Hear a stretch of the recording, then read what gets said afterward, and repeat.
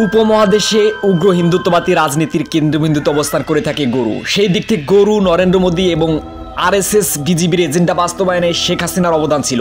সাম্প্রতিক একটা রিপোর্টে শেখ হাসিনার এই কলুষিত ভূমিকা উঠে এসেছে। বাংলাদেশের বাণিজ্য মন্ত্রণালয়ের সাথে ব্রাজিলের একটা ঘটনা কিন্তু সবাই দেখেছে। সেই দিক থেকে আমাদের আজকের এপিসোডে শেখ হাসিনা, আওয়ামী লীগ, উগ্র হিন্দুত্ববাদী মোদী এবং গরু রাজনীতি নিয়ে আমরা দারুণ একটা এপিসোড দেখতে যাচ্ছি। তো চলুন আমাদের আজকের এপিসোডটি শুরু করি।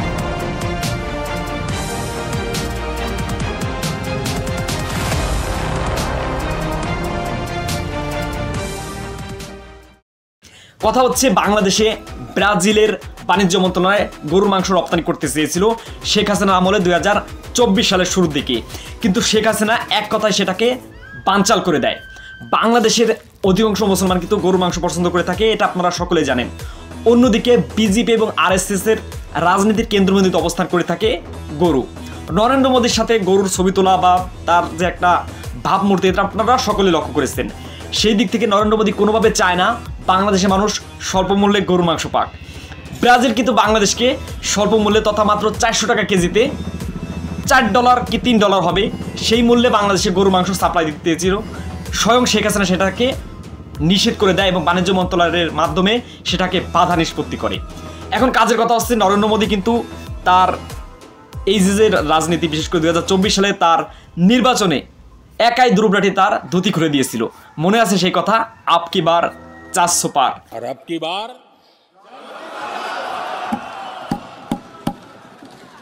पूरा देश कह रहा है अब की बार। যাই হোক, সে 400 পার হয়নি, কোনোভাবে নরেন্দ্র মোদী ক্ষমতায় টিকে আছে, কিন্তু তার উগ্র হিন্দুত্ববাদী রাজনীতি এবং গোমূত্র খাওয়া রাজনীতি টিকে আছে। আপনারা জানেন, ভারতের যারা হিন্দুত্ববাদী লোক আছে তারা কিন্তু গরুর মাংস এবং দুধ থেকে গরুর মলমূত্র বেশি পছন্দ করে থাকে। বাংলাদেশের মানুষ যাতে এই গরুর মাংস খেতে না পারে, সেই দিক থেকে তাদের এজেন্ডা বাস্তবায়নের জন্য শেখ হাসিনা যথেষ্ট কাজ করেছিল, এটা অনস্বীকার্য করার কিছু নয়। এখন কাজের কথা হচ্ছে, শেখ হাসিনার এই উগ্র হিন্দুত্ববাদী রাজনীতির সাথে একটা যোগসূত্রতা বর্তমানে সেটা প্রকাশ পেয়েছে। সাম্প্রতি একটা রিপোর্ট আপনারা জানেন, ব্রাজিলের রাষ্ট্রদূত যারা আছে তারা কিন্তু স্বীকার করেছে যে আওয়ামী লীগ কোনোভাবেই এই গরুর মাংস আমদানিতে তারা সম্মতি দেয়নি এবং সেটাকে তারা বানচাল করে দেয়, নিষেধ করে দেয় একমাত্র এই ভারতের কারণে। কারণ ভারতের উগ্রত্ব হিন্দুত্ববাদী এজেন্ডা হচ্ছে গরুকে রক্ষা করো এবং রাজনীতিতে ঢালাওভাবে বিজেপির সমর্থন করো। কিন্তু এই গরুর মাংস রপ্তানি করে বিশ্বের দ্বিতীয় বৃহত্তম রাষ্ট্র হিসেবে যারা উপরের দিকে আছে তারা হচ্ছে এই ভারত।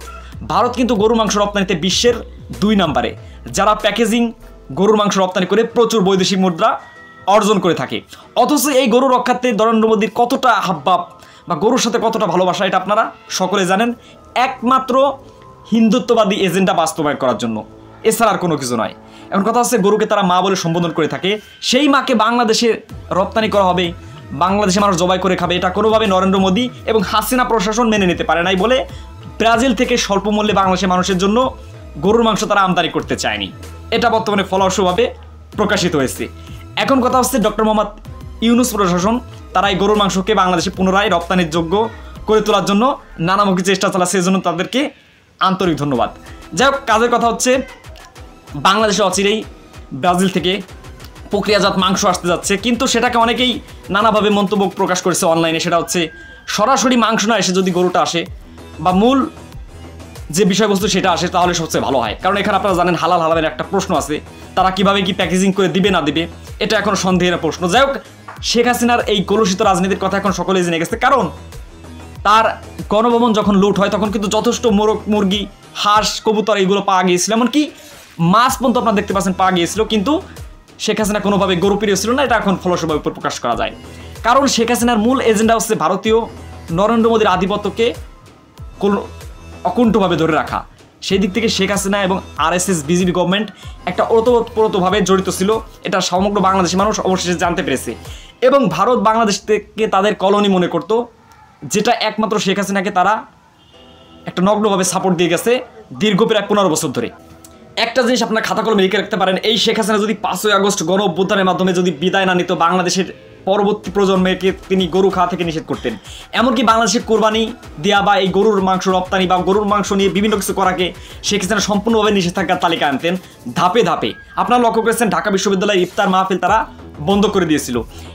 একইভাবে তারা কিন্তু উগ্র হিন্দুত্ববাদী নরেন্দ্র মোদী প্রশাসনকে সহযোগিতায় পেয়ে তারা বাংলাদেশে কোরবানি নিষেধ করার একটা ভূমিকা তারা চালু করতো। যেমনটি ভারতের প্রায় 28টি প্রদেশে গরুর মাংস সম্পূর্ণ নিষিদ্ধ করা হয়েছে মুসলমানদের জন্য।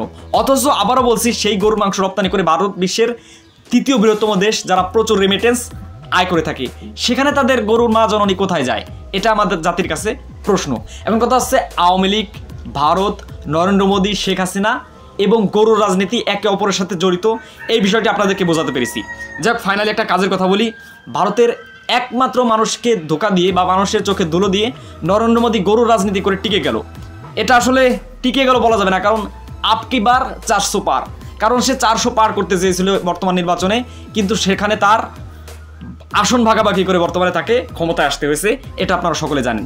বাংলাদেশে শেখ হাসিনার পতনের পরে ব্রাজিলের সাথে তারা পুরোপুরি গরুর মাংস রপ্তানিতে সম্মতি দিয়েছে ডক্টর মোহাম্মদ ইউনূস প্রশাসন, এজন্য তাকে আবারও ধন্যবাদ জানাচ্ছি। যাই হোক, এই হচ্ছে আমাদের আজকের কন্টেন্ট। যাই হোক, বিষয়টি আশা করি আপনাদেরকে বোঝাতে পেরেছি যে শেখ হাসিনা গরুকে কতটা পছন্দ করতো। বিশেষ করে 2টি বিষয় আপনাদের মনে রাখতে হবে। একটা হচ্ছে, সে তার গণভবনে হাঁস, মুরগি, কবুতর এগুলো যথেষ্ট ফলভাবে চাষাবাদ করতো, এটা আপনারা সকলে জানেন, বা পালন করতো। এমনকি তার মাছ ধরার বিভিন্ন ছবি কিন্তু সোশ্যাল মিডিয়ায় ছয়লাভ। অন্যদিকে বাংলাদেশে যাতে ব্রাজিল গরু মাংস রপ্তানি করতে না পারে, এজন্য তাদেরকে বাধা দিয়েছিল, বা তাদের সেই চুক্তি বা সম্মতি স্মারক যেটি আছে সেটাকে নাকচ করে দিয়েছিল। অন্যদিকে মোদির রাজনীতি হচ্ছে গরুর রাজনীতি।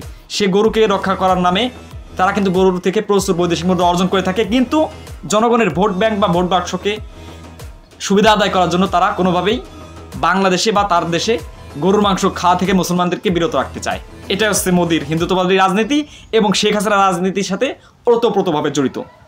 যাই হোক, বিষয়টি আপনাদের কেমন লেগেছে বা এটা নিয়ে আপনি কি বলতে চান সেটা অবশ্যই কমেন্ট করে মন্তব্য করে লিখে জানাবেন। আর আপনাদের সাথে দেখা হচ্ছে নতুন আরেকটি পর্বে। এই বলে আমাদের আজকের এপিসোডটি শেষ করছি। আসসালামু আলাইকুম।